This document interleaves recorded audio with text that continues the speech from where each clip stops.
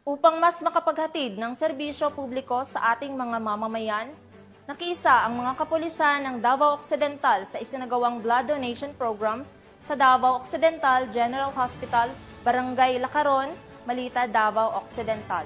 Ang buong detalye ng balita mula kay Patrolwoman June Mary Joy Rupin. Pakita ang tunay ng diwa ng bayanihan at serbisyo sa kapwa. Nagsanib pwersa ang mga kapulisan mula sa Davao Occidental Police Provincial Office at mga kawan ng 73rd Infantry Battalion Philippine Army sa isang matagumpay ng blood donation program na isinagawa nito lamang Agosto 6 taong kasalukuyan sa Davao Occidental General Hospital, Barangay Lacaron, Malita, Davao Occidental. Ang aktibidad ay isinagawa sa pakikipagtulungan ng Philippine Red Cross at lokal na mga opisyal sa lalawigan. Nilahukan ito ng mga kawani mula sa iba't ibang ahensya.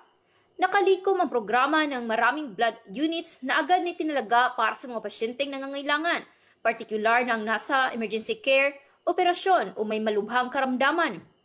Nagpaabot ng pasasalamat ang Philippine Red Cross at health partners sa aktibong partisipasyon ng mga kapulisan at sundalo at iba pang ahensya. Ipinakita ng kanilang pagkakaisa na sa panahon ng pangangailangan, ang uniforme ng serbisyo ay simbolo rin sa pag-aalay ng sarili para sa kapwa. Mula dito sa Police Regional Office 11, ako ang inyong PNN Correspondent, Patrolwoman June Mary Joy Rupin, alagad ng batas, tagataguyod ng Balitang Pulis.